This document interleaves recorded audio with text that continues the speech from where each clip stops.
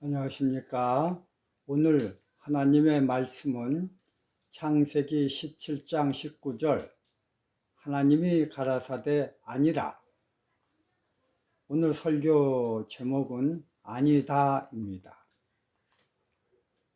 하나님과 아브라함 사이에 맺은 언약 외에는 모두 다 아니다입니다. 하나님은 아브라함이 사라에게서 날 아들과 언약을 맺겠다고 하였으나 그것을 의심한 아브라함은 이스마엘로 대처해 주기를 바랬습니다. 그것에 대해서 하나님은 단호하게 아니라고 하셨습니다. 우리가 성경을 보면 하나님은 아브라함의 아들 이삭과 이스마엘에게 똑같은 물질적 축복을 주신 것을 보게 됩니다. 창세기 17장 20절 이스마엘에게 이르러는 내가 내 말을 들었나니 내가 그에게 복을 주어 생육이 중다하여 그로 크게 번성케 할지라. 그가 12방백을 낳으리니 내가 그로 큰 나라가 되게 하겠다. 이 약속은 창세기 25장 12절에서 16절에 성취된 것으로 나와 있습니다. 야곱의 12아들처럼 그도 12지파를 거느리는 부족의 조상이 되었습니다. 창세기 25장 12절 16절 사라의 여종 애굽인 하갈이 아브라함에게서 낳은 아들 이스마엘의 후예는 이러하고 이스마엘의 아들들의 이름은 그 이름과 그 세대대로 이와 같으니라. 이스마엘의 장제는 느바요시요 그 다음은 게달과 아부엘과 밉살과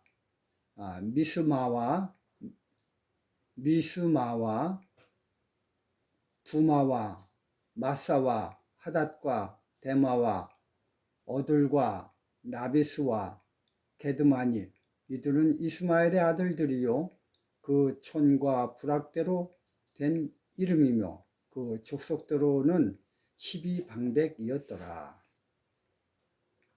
그리고요 땅도 이삭보다 더 넓은 땅을 주셨습니다. 창세기 25장 18절 그 자손들은 하윌라에서부터 아스루로 통하는 애굽 앞 술까지 이르러 그 모든 형제의 맞은편에 거하였더라. 그런데요 하나님은 언약은 이스마엘과 맺지 아니하셨습니다. 언약만큼은 이삭과 맺었습니다. 이것을 통해 우리가 알 수 있는 것은 하나님은 영이시기 때문에 요한복음 4장 24절이죠. 영적인 축복이 진짜 축복이지 물질적 부의 축복이 진짜 축복이 아님은 성경은 분명히 알려주고 있습니다. 그러나 사단은 물질적 축복이 진짜 축복이라고 우리 눈을 홀림으로 우리는 하나님의 축복의 척도를 사단이 제시한 물질적 축복으로 재는 어리석음을 범하고 있습니다. 이스마엘은 12지파를 거느린 어마어마한 민족의 아비가 되었고 또 창세기 25장 17절을 보면 수명도 장수한 것을 보게 됩니다. 땅도 엄청나지요. 그러므로 세상적 척도로 볼 때 아브라함의 아들 이삭보다 더 큰 축복을 받은 자처럼 보입니다. 이러한 혼란된 척도에 의해 세상을 봄으로 하박국 선지자는 하나님에 대해 오해를 했고 그 마음이 행복하지가 않았습니다. 그래서 그는 하나님의 자녀가 세상에서는 억울함을 당하고 반면 세상 사람들은 잘 먹고 잘 살고 장사하는 것에 대한 하나님의 대답을 듣기 위해 성 위에 올라가 하나님의 응답을 기다렸습니다. 그 어디 나와 있죠? 하박국서 2장 1절에 나와 있습니다. 내가 내 파수하는 곳에 서며 영루에 서리라. 그가 내게 무엇이라 말씀하실지 기다리고 바라보며 나의 질문에 대하여 어떻게 대답하실지를 보리라. 하나님의 백성들은 하박국 선지자의 실수를 오늘날도 동일하게 범하고 있습니다. 제가 가끔 미주 카스다에 들어가 보면요, 이런 글이 떠올라 있습니다. 어느 목사님은 하나님이 축복하셔서 그 아들은 변호사이고 딸은 의사가 되었다라는 기사를 봅니다. 이런 기사를 읽는 많은 재림 신자들은 생각하길, 목사님이 저런 축복을 받았으니 하나님의 축복은 세상에서의 출세구나 라고 착각을 일으키게 만듭니다. 그리고는 어떻게 하든지 세상에서 축복을 받아 하나님의 인정하는 백성이 되고 싶어서 안달을 하는 것입니다. 만약 그 목사님의 아들과 딸이 그들이 누리고 있는 세상 최고의 직업을 통해 제일 먼저 하나님께 영광을 돌리고 교회에 충실한다면 그 최고의 고급스러운 직업이 그 목사님과 그 가족들에게 축복이 되겠지만, 그렇지 않고 세상 재물과 물욕에 그 직업을 사용한다면 그것은 하나님의 축복이 아니라 그 가정에 내리는 사단의 사망의 낚싯밥인 것입니다. 어떤 장로님은 세상에서 돈을 많이 벌어 교회 건축에 상당한 금액을 헌금하였습니다. 그러나 그에 반해 교회의 한 할머니는 돈이 없어 적은 금액을 헌금하였습니다. 그러자 모든 교회 성도들은 다 장로님을 칭찬하고 그의 세속적 사업의 성장세에 하나님이 축복하셨다고 하였습니다. 그러나 성경은 다르게 나옵니다. 누가복음 21장 1절 4절에 보면 예수께서 눈을 들어 부자들이 연보교회에 헌금 넣는 것을 보시고 또 어떤 가난한 과부에 2렙돈 넣는 것을 보시고 가라사대 내가 참으로 너에게 말하노니 이 가난한 과부가 모든 사람보다 많이 넣었도다. 저들은 그 풍족한 중에서 헌금을 넣었거니와 이 과부는 그 구차한 중에서 자기에 있는 바 생활비 전부를 넣느니라 하시니라. 하나님의 계산 방법은 금액이 많고 적음이 아니라 그 마음 동기의 선함을 보시는 것입니다. 하박국 선지자가 실수한 실수가 여기에 있는 것입니다. 겉으로 드러난 세상 척도의 자아가 하늘에서도 동일한 척도의 자아인 줄 착각한 것입니다. 아무리 하나님의 선지자라고 할지라도 이처럼 올바르게 자아를 재지 않고 영적 눈을 가지고 있지 않으면 그의 삶은 늘 불평불만으로 불행한 삶을 살게 되는 것입니다. 그러나 하박국 선지자는 나중에 깨달았습니다. 하박국 2장 20절 오직 여호와는 그 성전에 계시니 온 천하는 그 앞에서 잠잠할지니라.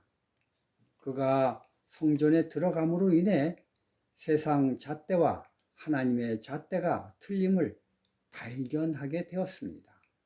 그로 인해 참 행복의 근원을 발견하고, 그래서 그는 이렇게 외쳤습니다. 하박국 3장 17절 18절.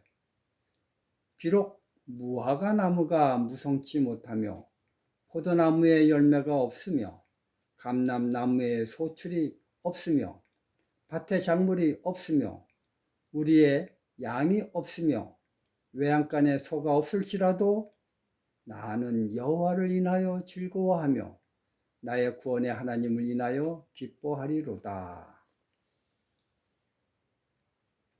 그는 성소에서 진정한 하나님의 축복의 언약을 발견하였던 것입니다. 그래서 그는 외쳤습니다. 하박국 2장 4절. 보라, 의인은 믿음으로 말미암아 살리라. 이 하박국 선지자의 깨달음은 그에게서 끝나지 않고 바울에게 전달되었습니다.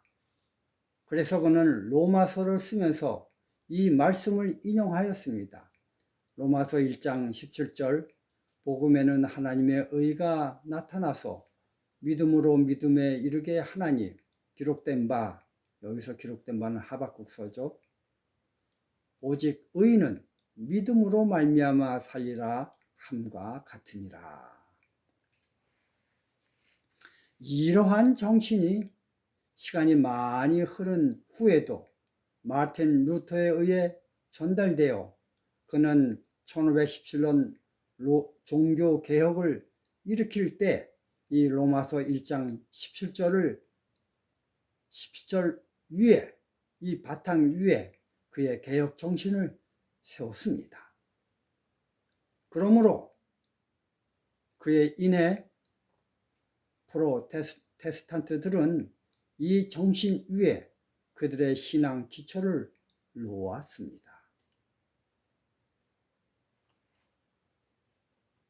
이러한 정신은 굽히지 않고 굽이굽이 흘러 전달되어 1888년 제7일 안식일 예수 재림교회 미네아폴리스 대총회의 주제가 되었고, 이 주제 정신으로 A.T. 존스와 와그너가 율법주의로 향하는 교단을 향해 돌아오라고 외쳤습니다. 엘렌 G. 화이트는 나중에 말하길, 만약 우리가 그때 하나님의 주신 기별에 응답하고 회개하였다면 늦은 성령이 내리고 예수 재림이 있었을 것이라고 하셨습니다. 이 정신은 유유히 흘러 온 지구에 빠른 종말을 알리는 신호들이 난무하는 현재 이때, 저와 여러분들 사는 이때 또다시 장대 높이 들어 올려진 노뱀처럼 들어 올려져야 합니다. 그렇습니다. 믿음으로 말미암는 의인은 재림을 맞이하는 신앙의 기초가 되어야 합니다. 이 기초 위에 부활의 기별이, 이 기별 위에 안식일 기별이, 이 기초 위에 재림 기별이 올려져 있어야 합니다.